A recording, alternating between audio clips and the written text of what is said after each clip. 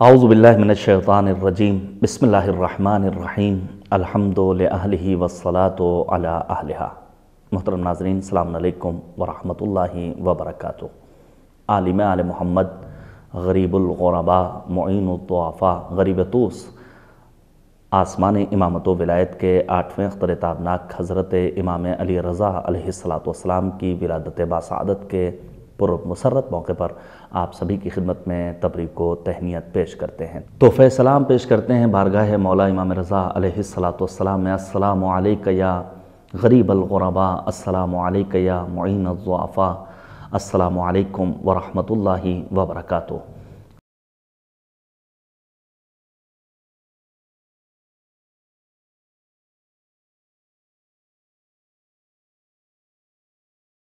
سید صفی حیدر صاحب قبلہ، سیکریٹری ادارہ تنظیم المکاتب، لکھنؤ۔ السلام علیکم وعلیکم السلام ورحمۃ اللہ۔ میں تبریک و تہنیت پیش کرتا ہوں امام رضا علیہ السلام کی ولادت باسعادت کے پرمسرت موقع پر، اور چاہتا ہوں نباز ادب ڈاکٹر پیام اعظمی کے چند اشعار اپنے سننے والوں کے حضور پیش کروں۔ جناب پیام اعظمی کہتے ہیں کہ بیٹھ جاتے تھے اگر جا کے ستم گاروں میں، ایسا لگتا تھا کہ ایک پھول کھلا خاروں میں۔ گفتگو کرتے تھے جب جہل کے بیماروں میں، چرچا ہوتا تھا یہ بغداد کے بازاروں میں۔ سر مجلس جو رضا اپنی زباں کھولتے ہیں، ایسا لگتا ہے کہ منبر پہ علی بولتے ہیں۔ لوگ ان کو بھی شہ عقدہ کشا کہنے لگے، علم دیکھا تو امام فقہا کہنے لگے، فضل دیکھا تو معین الضعفاء کہنے لگے، صبر دیکھا تو غریب الغرباء کہنے لگے، کر دیا بزم ستم کو تہو بالا، دیکھو 8ویں شمع امامت کا اجالا دیکھو۔ خود غریب الغرباء اور غرباء کے محسن، پڑ گیا ان کا لقب حضرت ضامن سامن، بے گناہوں کی ضمانت میں گزر جاتا تھا دن، کہتا ہے بازوئے مومن پہ امام ضامن، مٹ گیا دہر سے ہر عہد جفا کا سکہ، اب بھی چلتا ہے زمانے میں رضا کا سکہ۔ امام علی رضا علیہ السلام کی ولادت باسعادت پوری دنیا میں جشن کا سما، لوگ پہنچتے ہیں 8ویں تاجدار امامت امام رضا کے حرم اطہر میں، اور امید کرتے ہیں انشاءاللہ جلد حالات استوار ہوں گے اور رضا سازگار ہوگی، اور اس وائرس سے دنیا انسانیت کو نجات ملے گی، اور عاشقان رسول اور آل رسول پہنچیں گے ان مقامات مقدسہ پر۔ یقیناً اہل بیت کی خوشی میں خوشی منانا یہ فرمان معصوم بھی ہے، اور یہ ہم اہل بیت کے چاہنے والوں کا طریقہ کار بھی۔ خوشی کا معیار کیا ہونا چاہیے، کس طرح ہمیں اپنی خوشی کا اظہار کرنا چاہیے؟ اعوذ باللہ من الشیطان الرجیم، بسم اللہ الرحمن الرحیم۔ یہ جو روایات ہیں جن کا خلاصہ ان لفظوں میں ہے کہ شیعتنا من فاضل طینتنا، یفرحون لفرحنا ویحزنون لحزننا، ہمارے شیعہ ہماری بچی ہوئی طینت سے ہیں، ہماری خوشی میں خوش اور ہمارے حزن میں محزون ہوتے ہیں۔ یہ در حقیقت کوئی الگ سے ذمہ داری نہیں سونپی گئی ہے، بلکہ شیعوں کی فطرت کا اعلان کیا گیا ہے۔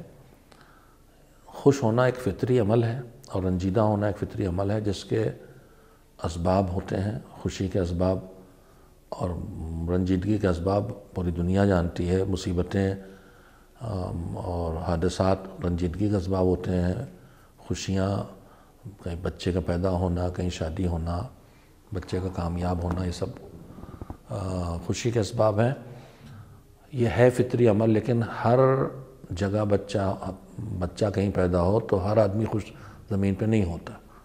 جو اس گھر سے جڑا ہے وہ خوش ہوتا ہے۔ جڑنے کے طریقے بھی دو ہیں، ایک جو فطرت نے جوڑ رکھا ہے خون سے، اور ایک وہ رشتے جو خود انسان بناتا ہے، وہ بھی فطرت ہی ہے، چاہے وہ رشتے شادی کے ذریعے قائم ہوں چاہے وہ رشتے پڑوس سے قائم ہوں، چاہے وہ رشتے دوستی سے قائم ہوں، تو خوشیاں وہاں تک فطرت لے جاتی ہے، غم بھی لے جاتی ہے۔ ہمارے پڑوس میں موت ہوتی ہے، ہم رنجیدہ ہوتے ہیں، ہمارے پڑوس میں بچہ پیدا ہوتا ہے، ہم خوش ہوتے ہیں۔ ہماری خوشی جو ہے اس کی خوشی سے جڑی ہے اور ہم ان کے غم سے جڑا ہے، اس کی وجہ روایت میں ہے کہ من فاضل طینتنا، اس کا ترجمہ لوگ مٹی کر دیتے ہیں، میں نہیں کرتا ہوں۔ ان کی جو بھی طینت ہے، جو نور ہے، جس میں جو بھی ہے اسی کے بچے کھچے ذرے ورے سے ہم لوگ بھی ہیں۔ کہیں نہ کہیں ہمارے اندر کوئی نہ کوئی ذرہ ہے، تو پھر جب ہمارے اندر ان کا کچھ ہے تو جس پر جتنا اثر کرے گا اتنا ہی اس کا اظہار ہوگا۔ سبحان اللہ۔ اسی رشتے کی وجہ سے جب ان کے یہاں خوشی ہوگی تو ہماری فطرت ہمیں خوش کرے گی، اور ان کے یہاں رنجیدگی ہوگی تو ہماری فطرت ہم کو رنجیدہ کرے گا۔ اور جن میں وہ نہیں ہے طینت، جن کو نصیب نہیں ہوئی، ان کے یہاں ان کی خوشی میں خوشی بھی نہیں ہوگی، ان کے غم میں غم نہیں ہوگا، ان کے غم میں خوش ہوں گے اور ان کی خوشی میں رنجیدہ ہوں گے۔ یہ بھی ہے دشمنی ہے، جن کو کینہ ہے وہ یہ بھی کریں گے۔ اب رہ گئی بات کہ خوشی کیسے منائیں یا غم کیسے منائیں، تو اس وقت ولادت کا موقع ہے۔ خوشی منانا بھی ایک فطری عمل ہے۔ آدمی خوشی میں کیا کیا کرتا ہے، یہی خوشی منانا ہی ہے جو انسان کو جینے کا فطری چیز ہے۔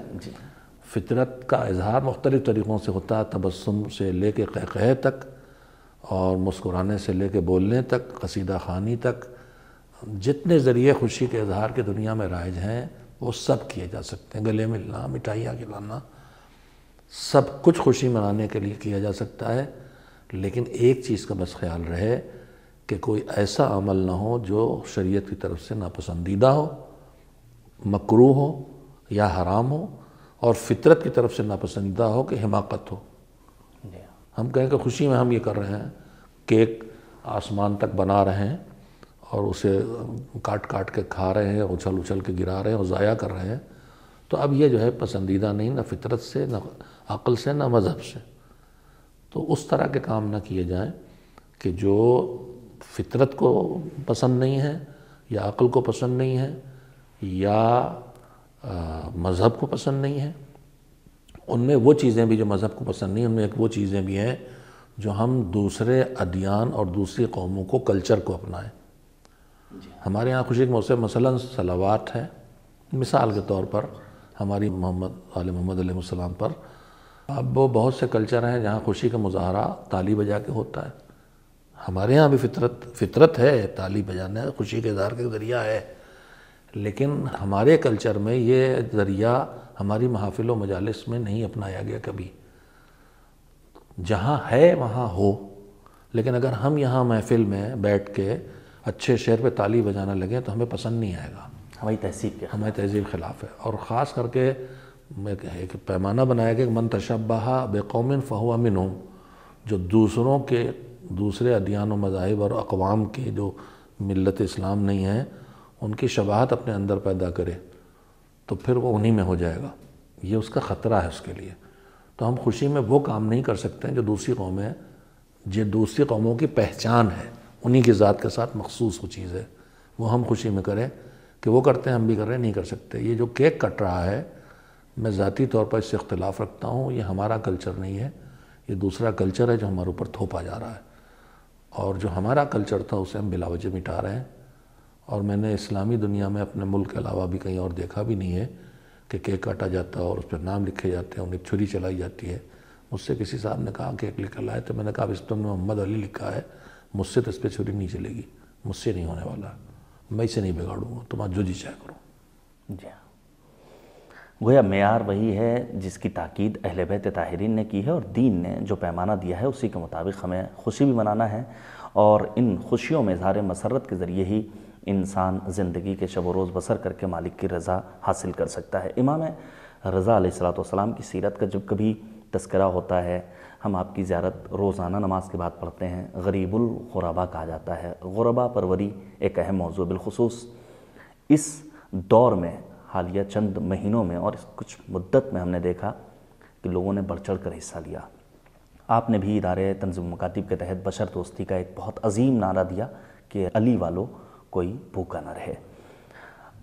ہندوستان میں ادارے تنظیم مکاتب سمیت مختلف اداروں نے پورے ملک میں تمام محبین اہل بیت نے بلا استثناء بہت خدمت کی ہے۔ امام رضا کی سیرت میں ملتا ہے کہ آپ غریبوں کی مدد کرتے تھے. دروازے کے پیچھے سے سوال کرنے والے نے سوال کیا آخر کیوں سامنے نہیں آئے, تو امام نے اس کا جواب دیا کہ نہیں چاہتا تھا کہ ندامت کے آثار میں اس کے چہرے میں دیکھوں. کیا کہنا چاہیں گے آپ؟ خود بشر دوستی کا جو آپ کا نعرہ تھا, جو آج انسانیت نے واقعی معنی میں ایک عظیم مثال پیش کی, اس کی وضاحت اور ساتھ ہی ساتھ ان افراد کے لیے کوئی بات کہ جو ایک چھوٹی سی کٹ دے کر کے اپنی تصویر اخبار میں شائع کراتے ہیں, اور پھر ایک پورا طویل سلسلہ. بسم اللہ الرحمن الرحیم. ایک بار پھر اللہ کے نام سے شروع کرتا ہوں تاکہ جو کہنا چاہیے کہہ سکوں. جی. پہلی بات تو جو ہم زیارت امام رضا علیہ السلام پڑھتے ہیں اس میں 3 فقرے بہت زیادہ اہم ہیں. السلام علیکہ یا غریب الغرباء, السلام علیکہ یا معین الضعفاء والفقراء, اور تیسرا السلام علیکہ یا مغیث الشیعۃ والزوار فی یوم الجزا. یہ زیارت ہمارے علماء نے مرتب کی ہے, اور ان کے کمالات, ان کے فضائل, ان کے فضل, ان کی سیرت کو دیکھ کے اور ان کے خصائص کو دیکھ کے جملے بنائے. اس میں جو پہلا جملہ ہے ایک امی غلط فہمی ہے دماغوں میں, پہلے اسے دور کر دینا چاہتا ہوں. لفظ غریب اردو میں اور ہے اور عربی میں اور ہے. ہمارے یہاں جس کو غریب کہتے ہیں عربی میں اسے فقیر کہتے ہیں. تنگ دست, جس کے ضروریات زندگی اس کی آمدنی سے پورے نہ ہوں. اگر وہ اور زیادہ ضرورت مند ہے تو پھر وہ مسکین ہے. تو غریب الغرباء کا عام طور پر پوری دنیا میں مطلب سمجھا جاتا ہے کہ بہت غریب یعنی بے سہارا اور تنگ دست. ایسا نہیں تھا. لفظ غریب عربی میں مسافر کو کہتے ہیں. اسی لیے حسین غریب, ایرانی لوگ حسین غریب کہتے ہیں, ہمارے یہاں تو نہیں کہا جاتا, وہ جانتے ہیں وہ مسافر کے معنی میں. غریب الغرباء یعنی مسافروں کے مسافر. امام حسین علیہ السلام بھی مسافر تھے, عالم سفر میں شہید ہوئے, لیکن ان کے ساتھ ان کا پورا کنبہ تھا, ان کے چاہنے والوں کی ایک تعداد تھی. لیکن امام رضا علیہ السلام واقعاً مسافروں کے درمیان اکلوتے مسافر تھے. کنبے کی کوئی ایک فرد ساتھ نہیں تھی, چاہنے والے بھی نہیں تھے. جو دیکھنے اور پڑھنے کو ملتا ہے زیادہ سے زیادہ 2 یا 3 لوگ ایسے ہیں جو امام کے چاہنے والے, امام کے ارد گرد ہیں. ابو سلط ہروی ہیں, اور 1-2 اور جو ان سے روایتیں آخر وقت تک کی آئی ہیں جو چاہنے والے ہیں. 5 کی تعداد بھی میرے خیال میں نہیں بنتی جو امام کے مخلص امام کے ارد گرد رہے ہوں. تو بے وطن تھے, جلا وطن تھے, ظالم کے اختیار میں تھے, اپنی مرضی کی ان کی زندگی نہیں تھی. انہیں ہر وقت مجبور کیا جاتا تھا. ان کی ولادت کا وقت ہے لیکن ان کی زندگیاں ایسی ہیں, کیا کہا جا سکتا ہے. انہیں ظاہری طور پر اس نے اپنا مستقبل کا حاکم اور اپنا جانشین بنا رکھا تھا, ولی عہد, لیکن اتنا تنگ تھا امام کے. دعا ہے امام کی کہ مالک اگر میری موت ہی ان مصیبتوں سے نجات دلانے والی ہے تو مجھے موت دے دے, جو شاید کہیں اور دیکھنے کو نہیں ملتی. تو غریب الغرباء کا مطلب ہے بے وطن, مسافر. جتنے مسافر تاریخ میں گزرے ہیں ان میں یہ مسافر ان میں بھی نمایاں ترین ہے. اس کے بعد ہے السلام علیکہ یا معین الضعفاء والفقراء, کمزوروں کے مددگار اور فقراء کے مددگار. جو بات آپ نے چھیڑی ہے وہ اس جملے سے ہے, اور یہ ان کی پوری سیرت ہے. امام علیہ السلام کی سیرت سارے ائمہ ایک ہی کردار کا پھیلاؤ ہے. شہید باقر الصدر علیہ الرحمہ سے سب سے پہلے مجھے یہ نظریہ پڑھنے کو ملا ہے, اور اب تو الحمدللہ اسی نظریے کے تحت بہت کام ہو رہا ہے. ورنہ ہم ہر امام کو الگ الگ ایک انسان مان کے اس کو پڑھتے تھے, دوسرے سے جوڑ کے نہیں پڑھتے تھے. لیکن انہوں نے کہا کہ نہیں, یہ انسان تو الگ الگ ہے, اشخاص الگ ہے, شخصیت ایک ہے. یہ محمد کے وجود کا پھیلاؤ ہے جو 260 سال تک پھیلا ہوا ہے. تو یہ اپنے دور کے محمد جو کلنا محمد ہے, وہ یہی مفہوم یہی بنا کہ اگر رسول اللہ یوں چلے آ رہے, اور اب یہ اس ہارون کے دور میں, وہ ابو سفیان کے دور میں تھے, ابو لہب کے دور میں تھے, اب امام رضا ہیں مامون کے دور میں, جو رسول اللہ ہیں وہی محمد ہیں. امام رضا محمد ہیں اپنے وقت کے جو اس کے دور میں ہے. اگر اس نگاہ سے معصومین کی سیرت کو دیکھا جائے, اور یہی دیکھا جانا چاہیے. اللہ نے تسلسل وجود دیا ہے, وہ ایک ہی عظمت ہے جو پھیلتی چلی گئی ہے. وہ عظمتیں جو ظاہر ہوتی ہیں, کوئی رضا, کوئی صادق, کوئی باقر, وہ حالات زمانہ کے تحت ہے کہ جو چیز زیادہ سامنے آئی اس سے پہچان لیا گیا. امام رضا علیہ السلام کی زندگی میں دو خاص باتیں دیکھنے کو ملتی ہیں۔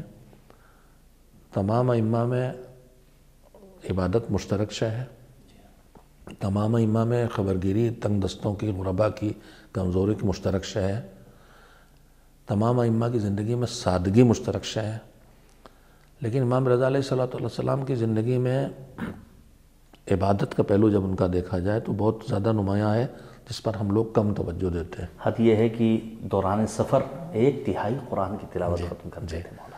اس کو بھی الگ سے بیان کیا جانا چاہیے، اب اس وقت ممکن نہیں، لیکن ان کی زندگی کی عبادت کے پہلو کو تاریخ نے بہت ضبط کیا ہے، سیرت نے۔ دوسری چیز ان کی زندگی کی سادگی ہے، وہ بادشاہ وقت بنے تو جب بادشاہ وقت بنے تو دو ہی معصومین میں کردار گزرے ہیں جن کو حکومت ہاتھ میں ہے، ایک رسول اللہ صلی اللہ علیہ وسلم اور ایک مولا کائنات۔ حضور کا دور چلیے غربت کا دور تھا، لیکن اس غربت کے دور میں بھی امارت والی زندگی بسر کرنے والوں کی کمی نہیں تھی، مگر حضور نے بھی کمزور ترین انسان زندگی بسر کی، اور امیر المومنین پاس جب حکومت آئی تو کمزور ترین انسان جو ان کی حکومت میں تھا اس جیسی زندگی بسر کی۔ جب وہ سوکھی جوگی روٹی کھاتے دیکھ کے پوچھا تھا چاہنے والے نے مولا کیا ہے، تو کہا اگر میری مملکت میں یہ کوئی ایک ایسا ہوتا جس کو یہ نصیب نہ ہوتی تو تم علی کو یہ کھاتے نہ دیکھتے، اور یہ اکلوتی حکومت ہے کہ جس کے حاکم کو اطمینان ہے کہ میری حکومت میں کوئی ایسا نہیں ہے جو بھوکا ہے، روٹی بہرحال سب کو نصیب ہے۔ امام رضا علیہ السلام کا دور آتے آتے حکومتیں بدلی، معاشرہ بدلا، دولت آئی، اور دولت کے معاشرے میں دولت مندی آئی، معاشرہ مطمئن زندگی بسر کر رہا تھا، کوئی فقر و تنگدستی نہیں تھی۔ مگر جب حکومت میں امام کو جیسے ہی شامل کیا گیا، اس سے پہلے کہ ائمہ ان کی سیرت میں ہے کہ ایک لباس تم کو دکھانے کے لیے اوپر ریشم کا پہنا ہے اور یہ اندر امام صادق علیہ السلام کا ہے، اور اندر یہ دیکھو اپنے وجود کے لیے کھردرا لباس پہنا ہے، معاشرے کی ضرورتوں کے تحت جو اس وقت معاشرے تقاضے تھے ویسی زندگی بسر کی۔ لیکن امام رضا جیسے ہی حاکم ہوئے، ولی عہد بنائے گئے، آپ نے انتہائی درجہ سادہ زندگی اختیار کی، قالین نہیں بچھنے دیے، گرمیوں میں چٹائی اور جاڑوں میں کمبل یہ بچھتے تھے، زمین پہ قالین نہیں بچھنے دیے۔ انتہائی سادہ زندگی بسر کر کے ایک پیغام یہ دیا کہ جیسے ہی تمہارے پاس کوئی اختیار، اقتدار، حکومت آئے تو پھر کمزور ترین انسان کی زندگی تمہاری ہونا چاہیے تاکہ کسی کمزور کو تمہیں دیکھ کے تکلیف نہ ہو۔ یہ سادگی کی زندگی اپنائی۔ دوسری چیز جو دیکھنے کو ملتی ہے کہ جب ہمارے پاس اقتدار اور اختیار یا پیسہ آتا ہے اور ہم اپنے طبقاتی لحاظ سے بڑے طبقے میں، اونچے طبقے میں ماننے لگتے ہیں، تو جن کو ہم اپنے سے کمزور سمجھتے ہیں ان کو نظر انداز کرتے ہیں، حقیر بناتے ہیں، ذلیل بناتے ہیں۔ معصومین علیہ السلام کا سب کا کردار یہی تھا۔ چھٹے امام کا ہے کہ پکارا، وہ بولا نہیں ہے، ڈھونڈتے ہوئے گئے تو لیٹا سو رہے ہیں غلام صاحب، تو پسینے میں تھے تو پنکھا جلنے لگے امام، آنکھ کھولی تو انہوں نے کہا تم کو پکارا تو بولے نہیں کہ ہاں سنا تھا، کہا پھر بولے کرنے کا تو پتہ تھا آپ مجھ پہ کوئی ظلم نہیں کریں گے۔ تو امام نے کہا کہ بھائی ایک وقت اپنے آرام کے لیے تھا کہ ایک وقت میرے کام کے لیے، پنکھا جل کے جگایا۔ اس طرح کے بے شمار واقعات ہیں۔ امام رضا کی سیرت کی دوسری خوبصورت یہ ہے کہ دور اقتدار آ چکا تھا، علم پھیل چکا تھا، غرور پھیل چکا تھا، تکبر پھیل چکا تھا۔ انہوں نے اسے توڑنے کے لیے کہ جب تمہیں کچھ ملے تو جو محروم ہیں ان کی محرومی کا احساس مٹانے کے لیے انہیں اپنے برابر لا کے رکھو۔ کھانا پورے سفر میں، اور جب تک کہ مدینے سے نکل کے شہادت تک کھانا اکیلے نہیں کھایا، ہمیشہ غلاموں کو، نوکروں کو، سب کو ساتھ بٹھا کے کھاتے تھے، یہ محسوس کرانے کے لیے جب تمہیں کچھ مل جائے تو محروم کو احساس محرومی سے بچاؤ۔ میں اس لیے کہہ رہا ہوں کہ ہم لوگ بہت جلدی توقعات قائل ہو جاتے ہیں۔ میں مولوی ہوں، اگر مجلس پڑھنے جاؤں اور کوئی کمزور سا آدمی میرے پہلو میں آ کے بیٹھ جائے تو مجھے کسک ہونے لگتی۔ مجلس پڑھتا ہوں کہ رسول اللہ نے کہا کہ کیا اس کی غربت تمہیں لگ جاتی ہے، تمہیں دولت وہاں چلی جاتی ہے، لیکن مجھے اندر سے محسوس ہوتا ہے۔ یہ سب ہمارے اندر، میرے اندر، آپ کے اندر، سب کے اندر جو ہے یہ مٹنا چاہیے اگر ہم واقعاً معصومین کی سیرت کو اپنانے والے ہیں۔ یہ طبقاتی نظام ختم ہونا چاہیے کہ نوکر ہے میرے ساتھ بیٹھ کے نہیں کھائے۔ امام نے بلخی کوئی تھے رہے ہوں گے حیثیت والے، انہوں نے کہا کہ مولا یہ جو آپ نے بٹھا رکھے ان کو الگ بٹھائیے تو کھائیں ساتھ آپ کے۔ تو امام نے کہا کہ میں چھوڑو، سب ابن آدم ہیں، اور نہ کوئی قرشی، نہ کچھ، نہ کوئی غلام، نہ آزاد، پیسے کلکم واحد۔ کلکم واحد۔ جی ہاں، بشر دوستی کا جو پیغام اور دنیا میں جو اس وقت اسی سے نکل آیا۔ جی ہاں، کیا کہیں گے آپ؟ مطمئن ہیں الحمدللہ جو آج ہماری قوم کے جوانوں نے اور خیر حضرات نے راہ خدا میں خرچ کیا ہے بغیر مسلک و مذہب کو مد نظر رکھتے ہوئے؟ الحمدللہ ہماری قوم کو جو جتنا ہم لوگ خطباء، ذاکرین، علماء، مصنفین جس طرح بھی پہنچا سکے ہیں، 5-10% سے زیادہ سیرت معصومین کی ہم نے نہیں پہنچائی ہے۔ ہم قصوروار ہیں، کچھ اس پہ ہم قصوروار ہیں، کچھ قوم قصوروار ہے کہ وہ سننا نہیں چاہتی، ان کو اپنے مزے والی چٹخارے والی چیزیں چاہیے، لیکن اس کی جھلکیاں بھی دیکھنے کو ملتی رہتی ہیں، سال بھر بھی ملتی ہیں۔ میں لکھنؤ میں رہتا ہوں، یہاں میں جانتا ہوں کہ راتوں میں کمبل بانٹنے کے لیے جوان نکلتے ہیں جاڑوں میں، جو سڑک پہ پڑے ہیں وہی نہیں دیکھتے کس مذہب کا ہے، کس مسلک کا ہے، غریب تو ہے ہی، گندہ تو ہے ہی، اس کے پاس بدبو تو آ ہی رہی۔ کھانا پہنچانا، میں جانتا ہوں ان کنبوں کو جو راتوں میں کھانا پہنچاتے ہیں۔ یہاں ایک آج کل مجھے نام یاد نہیں، لیکن ایک روٹی بانٹنے والا ادارہ بھی بنا ہوا ہے جو روٹیاں بانٹتا ہے۔ تو یہ جذبہ الحمدللہ ہمارے اندر ہے، اور یہ جذبہ ہمیں معصومین سے ملا ہے۔ رات میں بوریاں لاد کے، پھسل کے بوری گری، امام صادق نکلے، چاہنے والے نے پوچھا مولا کہاں جا رہے ہیں؟ کہا یہ بوریاں لادے ہیں اس میں، اور وہ امام دعا کر رہے تھے، اندھیرے میں سمیٹ رہے تھے کہ اللہم ردہ الی، مالک کی جو نکل گئی روٹی کھجور سمیٹ، تو آیا مدد کرنے۔ تو اس نے کہا مولا آپ رات کی تاریکی میں کہاں جا رہے ہیں؟ تو کہا وہ فلاں چھتے میں جا رہا ہوں مدینے کے۔ تو مولا وہ تو چھتے والے تو آپ والے نہیں ہیں۔ تو مولا نے کہا وہیں جا رہے ہیں، اور روز رکھ کے آتے تھے، انہیں پتہ ہی نہیں تھا کہ کون ہے۔ امام زین العابدین علیہ السلام کہا ہے کہ کنبے میں گالیاں دینے والوں کو، برا بھلا کہنے والوں کو روز رات میں پہنچاتے، روز کہتا تھا کہ ایک تم ہو جو کچھ نہیں اتنا پہنچا رہے، ایک وہ زین العابدین علی ہیں، وہ آتے ہی نہیں، خبر نہیں لیتے، کبھی نہ بتایا کہ کون ہے۔ تو یہ ہمیں انہی سے ملا ہے۔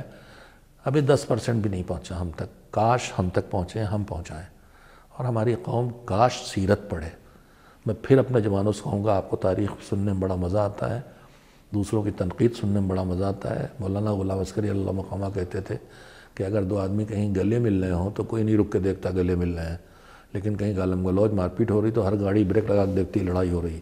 تو ہم کو لڑائی پسند ہے، لیکن اسلام کو جنگ نہیں پسند ہے، سلو پسند ہے۔ اسی لیے ہم کربلا زیادہ پڑھتے ہیں اور صلح حسن کم پڑھتے ہیں، لیکن ہم نے کربلا بھی نہیں سیکھا، صلح حسن سے بھی نہیں سیکھا، معصومین سے نہیں سیکھا۔ بہرحال نہ سیکھ کے بھی الحمدللہ میں مطمئن ہوں کہ ہماری قوم میں جذبہ ہے، انسانیت ہے، خدمت خلق کا جذبہ ہے، اور شعور کے ساتھ کام کرتے ہیں۔ الحمدللہ انسانوں کو بھوکا رکھ کے جانوروں کو نہیں کھلاتے۔ جی ہاں، بات جانوروں کی آ گئی ہے۔ امام رضا کو ضامن آہو کہا جاتا ہے۔ جب ہم مشہد پہنچتے ہیں تو وہ کیسٹ اور مختلف طریقوں سے بسوں پہ پیچھے لکھا ہوتا ہے یا ضامن آہو، ضامن عربی، آہو فارسی ہے۔ جی ہاں، امام رضا سے ہی منسوب ہے وہ امام ضامن جو ہمارے ہاں ہمارے کلچر میں ہمارے بازو پر گھر سے نکلتے وقت ہمارے بزرگ بالخصوص مائیں باندھا کرتی ہیں۔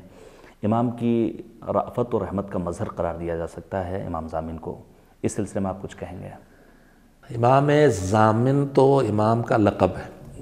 امام سامن بھی، ابھی آپ نے جو پیام صاحب کے شعر پڑھے، 8ویں امام امام سامن۔ امام ضامن یعنی وہ امام جو ضمانت لینے والے ہیں۔ اب ان کی ضمانت کہاں کہاں کس کے لیے ہے، اس لفظ سے محسوس ہوتا ہے ہماری بھی ضمانت لینے والوں میں ہے۔ مغیث الشیعۃ والزوار فی یوم الجزا، جزا کے دن جب ہم پٹ رہے ہوں گے تو سب شفاعت والے ہیں، لیکن یہ کلمات انہی کے لیے استعمال ہوئے ہیں کہ اپنے شیعہ اور اپنے زائروں کی فریاد کو پہنچنے والے جزا کے دن، خدا نہ کرے پٹے، لیکن جب پٹ رہے ہوں گے تو چیخیں چلائیں گے تو آگے چھڑائیں گے انشاءاللہ۔ امام ضامن یعنی ضمانت لینے والا، اس کا واقعہ ہے جو معصومین اور بھی معصومین زندگی میں ہے۔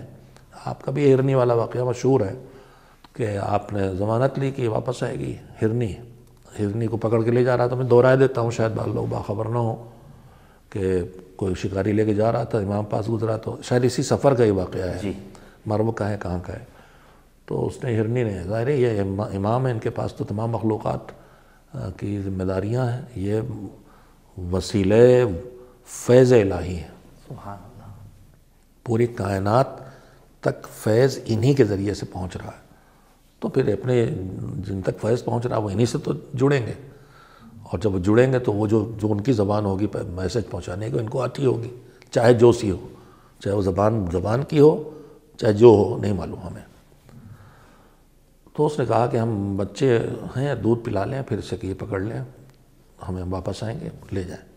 امام نے ضمانت لی، گئی، واپس آئی، پھر خیر چھوڑ دیا جو بھی ہوا۔ تو اس دن سے وہ امام ضامن کی شہرت ہو گئی۔ ہمارے معاشرے میں ایک چیز ہے امام ضامن، امام ضامن نہیں، امام ضامن۔ امام ضامن وہ پیسے ہیں جو مسافر کو بازو پہ باندھ دیے جاتے ہیں، اس لیے کہ اب امام رضا علیہ السلام گویا اس کے ضامن ہو گئے کہ جیسے ہرنی واپس آئے گی یہ گھر واپس آئے گا۔ مگر میں یہاں پہ ایک گزارش کرنا چاہتا ہوں، اچھا ہوا آپ نے چھیڑ دیا ہے۔ امام ضامن میں جو رقم باندھی جاتی ہے وہ شرعی عنوان اس کا کیا ہے؟ شریعت میں خمس ہے، زکوٰۃ ہے، فطرہ ہے، کفارہ ہے، نذر ہے، خیرات یعنی کار خیر ہے جسے تبرعات کہتے ہیں، اور صدقات۔ یہ 7 8 9 10 جتنی بھی چیزیں بنتی ہوں گی بنتی ہیں۔ فقہی کتابوں میں کوئی امام ضامن کے عنوان سے الگ سے تو کوئی ذکر آیا نہیں ہے۔ تو پھر یہ جو ہم رقم باندھ رہے ہیں یہ کیا ہے؟ یہ خمس ہے، زکوٰۃ ہے، فطرہ ہے، کفارہ ہے، کچھ نہیں ہے۔ جی ہدیہ ہے، ایک چیز ہدیہ ہوتی ہے، میں نے آپ کو کچھ دیا، آپ نے مجھے دیا، تو یہ ہدیہ ہے۔ تو کس کا؟ میرے بازو باندھا گیا تو میں جتنا محسوس کرتا ہوں مجھے لگتا ہے کہ یہ ہم امام کی خدمت میں گویا پیش کرتے ہیں کہ آپ کی طرف سے ہم مستحق تک پہنچائیں گے۔ اچھا میرے بچپن میں مدرسے میں ہم لوگ جب تک تھے تب تک امام ضامن کھول کھال کے اور نظر کر کے کھا لیا جاتا تھا۔ تو مدرسوں میں کھا لینے کی وجہ یہ تھی کہ مدرسے کے طلبہ 90% مستحق ہوا کرتے تھے۔ اب امام ضامن لوگ کہاں خرچ کرتے ہیں؟ میں ان سے پوچھتا ہوں، کھولنے کے بعد نظر کر کے کھا لیتے ہیں یا کسی غریب تک پہنچاتے ہیں؟ میرے خیال سے غریب تک پہنچاتے ہیں۔ اگر امام ضامن کی رقم ہم غریب تک پہنچاتے ہیں تو اس کی کیٹیگری کیا بنی؟ یا ہدیہ یا صدقہ۔ ہدیہ ہے تو باندھنے کام نہیں تھا، اس کی حفاظت کے لیے دے رہے، اس کا صدقہ ہے۔ اب جب یہ صدقہ ہے تو صدقہ ہم اپنی جیب میں لے کے ٹہلیں گے تو ہمیں بچائے گا، یا صدقہ مستحق تک پہنچا کے جائیں گے تو ہمیں بچائے گا؟ تو صدقہ ساتھ رکھ کے ٹہلنے سے تو بچائے گا نہیں۔ صدقہ تو فوراً اپنا کام تب کرتا جب ہاتھ میں ضرورت مند کے پہنچ جائے۔ تو یہ جو ہم باندھ رہے ہیں مجھے اس کا فلسفہ سمجھ میں نہیں آیا۔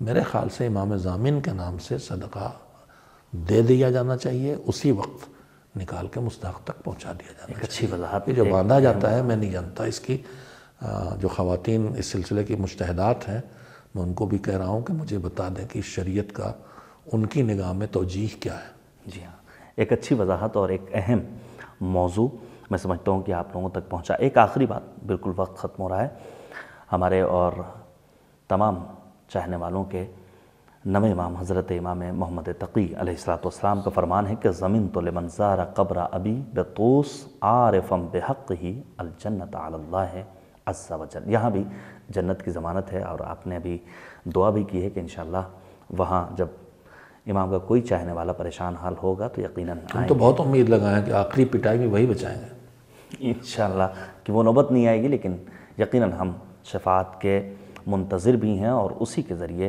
زندگی گزار بھی رہے ہیں۔ زیارت امام رضا واقعی میں پرسکون جگہ ہے، مشہد مقدس، جب انسان اس حرم امام رضا میں پہنچتا ہے۔ کچھ کہیں گے آپ اس سلسلے میں؟ پہلی بات تو یہ ہے کہ آپ نے امام تقی علیہ السلام کی روایت کا ارشاد بتایا کہ ضمانت جنت کی ضمانت لی ہے، لیکن زیارتوں میں سب سے اہم زیارت سید الشہداء کی ہے، جس کے سب سے زیادہ تاکید بھی ہے، اور سب سے زیادہ تاکید کرنے ہی کی نہیں ہے، دہرانے کی بھی ہے، اور زیارت کے خصوصی شرف بھی ہیں۔ مجھے جو روایت شاید وہاں ہر جگہ لکھی ہے امام رضا پر، خود امام رضا علیہ السلام کا ارشاد ہے کہ من زارنی فقط کزارا قبر الحسین، کچھ اس طرح کے روایت مجھے آپ کو یاد ہے کچھ اچھی؟ کچھ فقرات ہیں کہ جس نے میری زیارت کی وہ اس نے میرے جد امام حسین ہے نا اس طرح کی۔ تو امام رضا علیہ السلام خود فرماتے ہیں کہ ان کی زیارت کو کرنے والا وہی شرف پا رہا ہے جو شرف حسین کی زیارت کا ہے۔ اب شرف زیارت حسین ڈھونڈتے جائیے اور امام رضا علیہ السلام کی زیارت کرتے جائیے، اور جب ہم اس شرف کا احساس کریں گے تو ہر معصوم کا شرف اتنا ہے کہ آدمی اپنے کو اس لائق نہ پائے کہ کیسے جائیں یہاں، لیکن جاتا ہے مانگنے کے لیے، لینے کے لیے، بخشوانے کے لیے، رونے کے لیے، اظہار محبت کے لیے، دل کی بھڑاس نکالنے کے لیے، غموں سے دل کو صاف کرنے کے لیے، گناہوں میں ڈوبے ہوئے دل کو توبہ کر کے آنسوؤں سے دھو دھا کے صاف کرنے کے لیے نکلتا بھی ہے وہاں سے۔ یہ اور بات ہے کہ دھونا مشکل ہے اور گندا کرنا بڑا آسان ہے ہمارے لیے۔ تو اب اس کے آداب وہی ہیں جو سارے معصومین کی زیارت کے آداب ہیں۔ جتنا انسان قرب معصوم کی منزلیں طے کر پائے گا اتنا شرف پائے گا۔ میں بس اتنا کہنا چاہوں گا کہ اس زیارت کے بعد خصوصی امید ایک پیدا ہو جاتی ہے کہ یہ مخلص شیعت وہ زوار ہیں قیامت کے دن انشاءاللہ۔ انشاءاللہ تعالی میں بہت بہت شکر گزار ہوں آپ کا، اور امید کرتا ہوں انشاءاللہ دیگر مناسبات پر بھی آپ کو زحمت دی جائے گی اور تھوڑا سا وقت نکالیں گے آپ ادارے کے تمام تر مصروفیات سے، اور ہمیشہ کی طرح بزرگواری فرمائیں گے انشاءاللہ۔ ناظرین، میں یہیں پر مولانا موصوف سے خداحافظی کروں گا، لیکن حاضر ہوتا ہوں وقفے کے بعد ایک ممتاز شاعر، لکھنوی تہذیب کی علامت کہے جانے والے شاعر جناب عشرت لکھنوی کے ہمراہ، جو پیش کریں گے بارگاہ امام رضا میں منصوب نذرانِ عقیدت۔ دیکھتے رہیے ہادی ٹی وی۔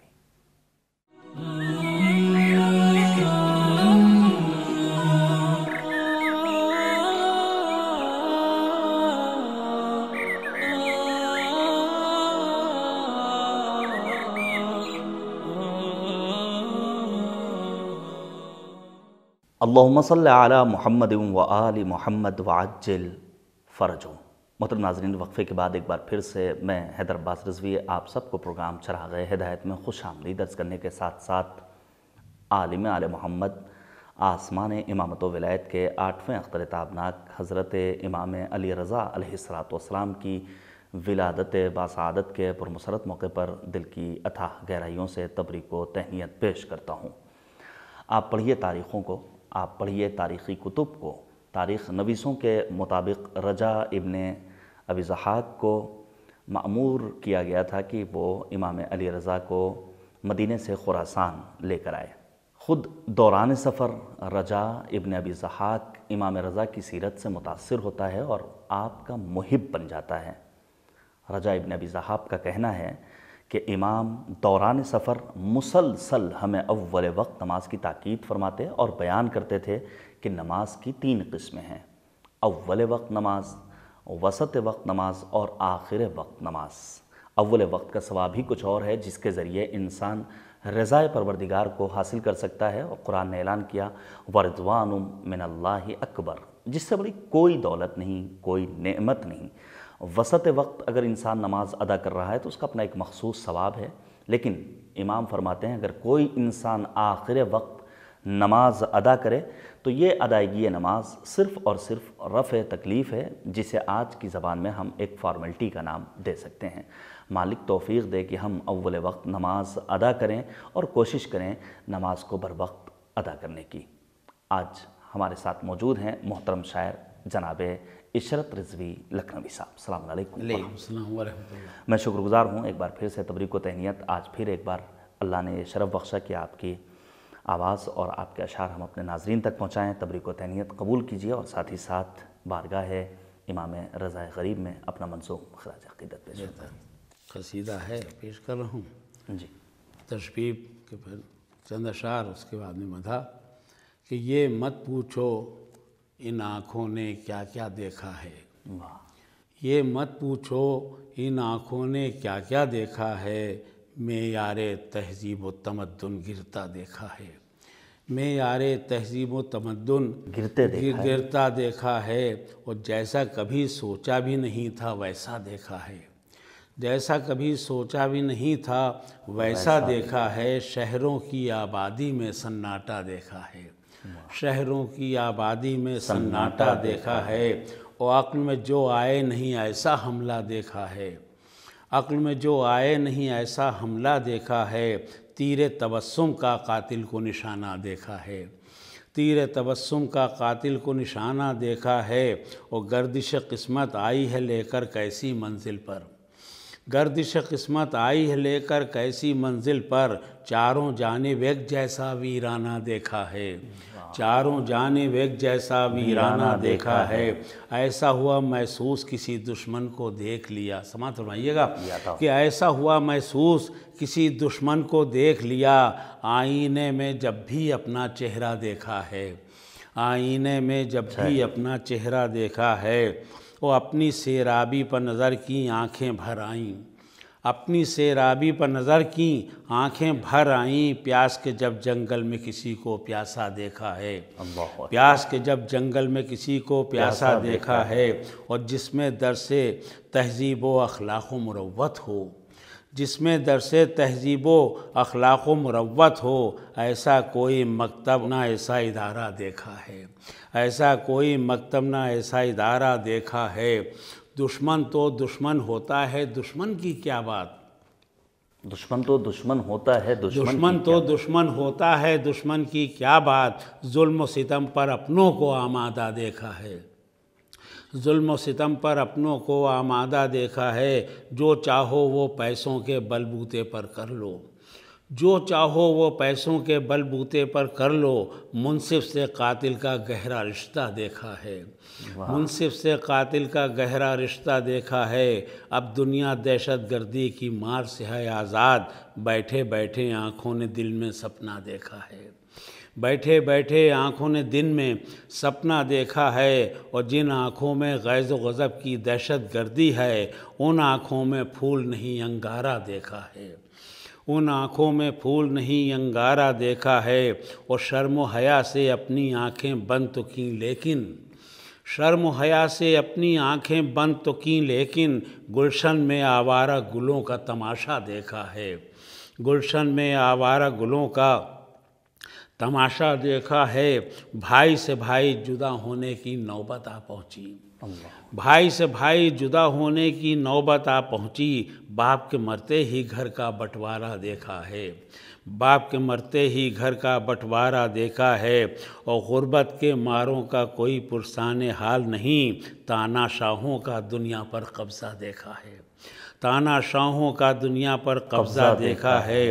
بھوک سے کتنے مرتے ہیں تعداد نہیں ملتی، بھوک سے کتنے مرتے ہیں تعداد نہیں ملتی، بستی بستی دیکھی ہے قریہ قریہ دیکھا ہے، بستی بستی دیکھی ہے قریہ قریہ دیکھا ہے۔ اور جب سے ہم نے ہوش سنبھالا ہے اس دنیا میں، روز ریاکاری کے مرض میں اضافہ دیکھا ہے، روز ریاکاری کے مرض میں اضافہ دیکھا ہے۔ چھوڑ کے دنیا کی باتوں پر سادے کاغذ پر، مطلع نو کے واسطے دل کو کشادہ دیکھا ہے، مطلع نو کے واسطے دل کو کشادہ دیکھا ہے۔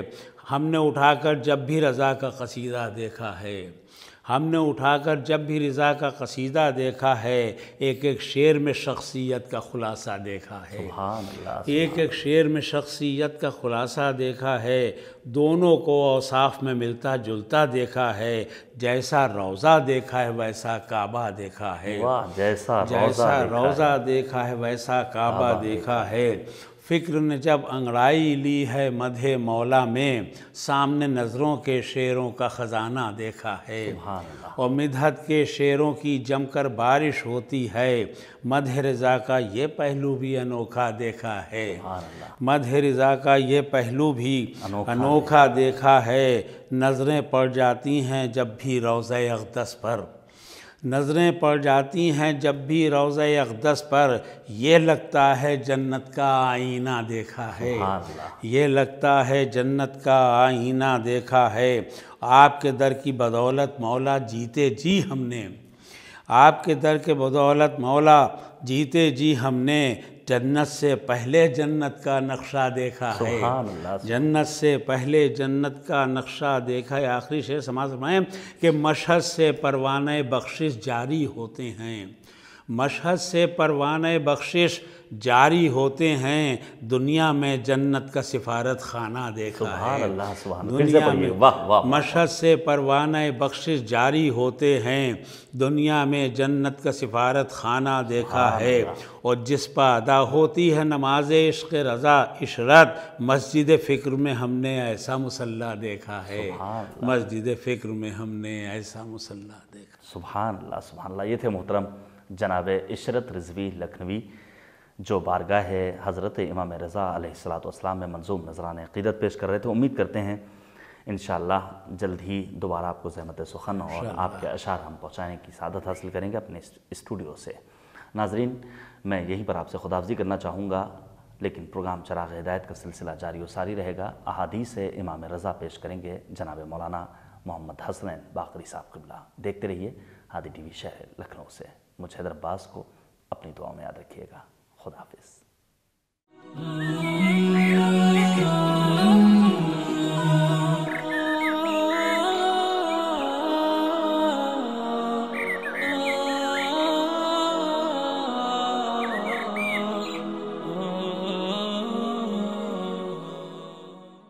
اعوذ باللہ من الشیطان الرجیم، بسم اللہ الرحمن الرحیم، الحمدللہ رب العالمین والصلاة والسلام علی النبی وآلہ۔ قال علی بن موسیٰ الرضا علیہ الصلاة والسلام: لا یکن المؤمن مؤمنا حتی تکون فیہ ثلاث خصال۔ آٹھویں امام حضرت امام علی رضا علیہ الصلاة والسلام کی ایک حدیث، جس میں امام نے فرمایا، مومن کے صفات کو بیان فرمایا ہے کہ مومن کس وقت مومن بنتا ہے، اور مومن بننے کے لیے یا مومن ہونے کے لیے کن صفات کا اور کن خصوصیات کا ہونا اس کے لیے ضروری ہے۔ فرمایا: لا یکون المؤمن مؤمنا حتی تکون فیہ ثلاث خصال۔ اس وقت تک کوئی انسان مومن نہیں ہو سکتا ہے، ایمان کامل اس کے پاس نہیں ہو سکتا ہے، جب تک اس کے اندر یہ تین باتیں نہ ہوں، تین صفتیں نہ ہوں۔ نمبر ایک، سنت من ربہ، اپنے رب کی ایک سنت اس کے پاس ہو، وسنت من نبیہ، اور اپنے نبی کی ایک سنت اس کے پاس ہو، وسنت من ولیہ، اور اپنے ولی کی ایک سنت اس کے پاس ہو۔ اس کی وضاحت امام فرماتے ہیں: فَأَمَّا السُّنَّةُ مِن رَبِّهِ فَكِتْمَانُ سِرِّهِ۔ پہلی چیز جو اپنے رب کی اس کے پاس صفت ہو، وہ صفت یہ ہے فَكِتْمَانُ سِرِّهِ، اسرار کو پوشیدہ رکھتا ہو۔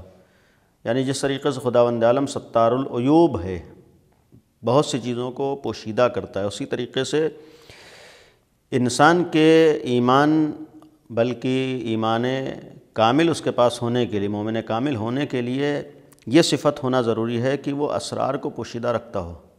دوسروں کی باتوں کو عام کر دینا یہ کمال نہیں ہے، کسی کی کوئی بات معلوم ہو گئی دوسروں تک پہنچا دینا یہ کمال نہیں۔ آج سوشل میڈیا کے زمانے میں بعض لوگوں کو شوق ہے کہ کسی کی کوئی برائی معلوم ہوئی، کوئی عیب معلوم ہوا، کسی کی کوئی کمی معلوم ہوئی، چاہتے ہیں پوری دنیا کو معلوم ہو جائے۔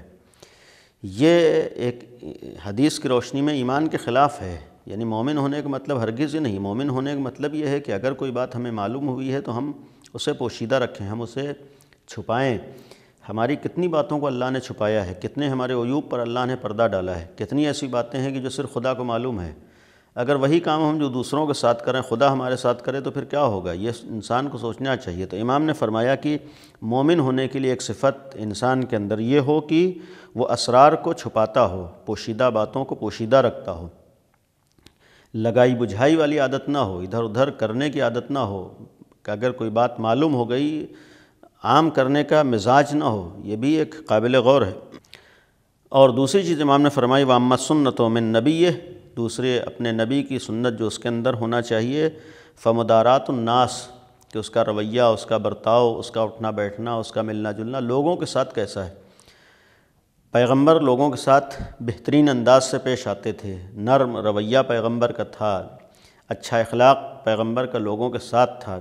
یہی اخلاق پیغمبر، یہی کردار پیغمبر، یہی پیغمبر کا رویہ، پیغمبر کا برتاؤ سبب بنا ہے کہ لوگ پیغمبر کے پاس آتے تھے، پیغمبر سے نزدیک ہوتے، جس کے لیے خود قرآن نے بھی کہا کہ وَلَوْ كُنْتَ فَظًّا غَلِيظَ الْقَلْبِ لَانفَضُّوا مِنْ حَوْلِكَ، کہ اگر آپ بد مزاج ہوتے، سخت مزاج ہوتے، سخت لہجے میں لوگوں سے باتیں کرتے اور آپ کا رویہ نرم نہ ہوتا تو یہ لوگ آپ کے پاس سے بھاگ کھڑے ہوتے۔ اس کا مطلب یہ ہے کہ پیغمبر کی ایک خاص صفت تھی کہ لوگوں کے ساتھ ان کا ملنا جلنا، لوگوں کے ساتھ رویہ، لوگوں کے ساتھ برتاؤ بہت اچھا تھا۔ آج اگر مومن ہیں تو ہر ایک کے ساتھ ہمارا رویہ محبت آمیز، نرم رویہ ہو، لوگوں کے ساتھ اچھے انداز سے پیش آئیں۔ تیسری چیز امام نے فرمائی، جو تیسری صفت انسان کے اندر ہونا چاہیے، وَأَمَّا السُّنَّةُ مِن وَلِيِّهِ فَالصَّبْرُ فِي الْبَأْسَاءِ وَالضَّرَّاءِ۔ آٹھویں امام کی اس حدیث کی روشنی میں تیسری صفت جو انسان کے اندر اپنے اولیاء کی، ائمہ معصومین کی ہونا چاہیے، وہ تمام سختیوں میں، تمام مصیبتوں میں، تمام بلاؤں میں صبر کرنا۔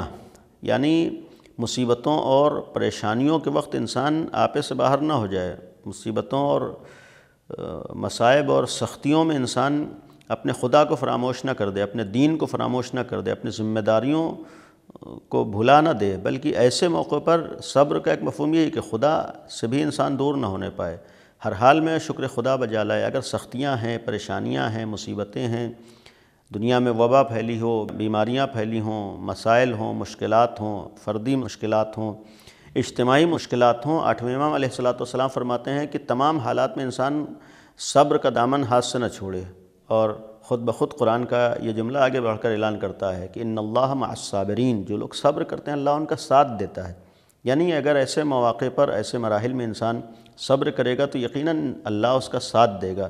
تو آخری صفت انسان مومن کے لیے امام نے فرمایا کہ اما سنتو من ولیہ فالصبر فی البأساء والضراء، سختیوں میں، دشواریوں میں، مصیبتوں میں صبر کرتا ہوں۔ ہم اللہ سے دعا کریں کہ ہم سب کو بھی ائمہ معصومین کے اور بالخصوص امام رضا علیہ السلام کی اس حدیث کی روشنی میں واقعی معنی میں مومن بننے کی توفیق عنایت فرمائے، اور یہ صفات جو آٹھویں امام نے ایک مومن کامل کے لیے بیان فرمائی ہیں کہ اللہ کی صفت بھی، سنت اس کے اندر ہو، یعنی کتمان سر، اس کی بھی ہمیں توفیق عنایت فرمائے، اسرار کو پوشیدہ رکھنا، باتوں کو چھپانا، اشاعہ فحشا نہ ہونے پائے، برائیوں کو عام کرنے کا مزاج نہ ہو، دوسروں کی باتوں کو ادھر ادھر کرنے کا مزاج نہ ہو، پیغمبر کی سنت بھی ہمارے اندر ہو جائے کہ ہم دوسروں کے ساتھ بہترین انداز سے، اچھے اخلاق کے ساتھ، نیک کردار کے ساتھ پیش آئیں، اور ائمہ معصومین کی سنت بھی ہمارے اندر ہو کہ ہم سختیوں اور دشواریوں میں صبر کا دامن ہاتھ سے جانے نہ دیں۔ وآخر دعوانا ان الحمد للہ رب العالمین۔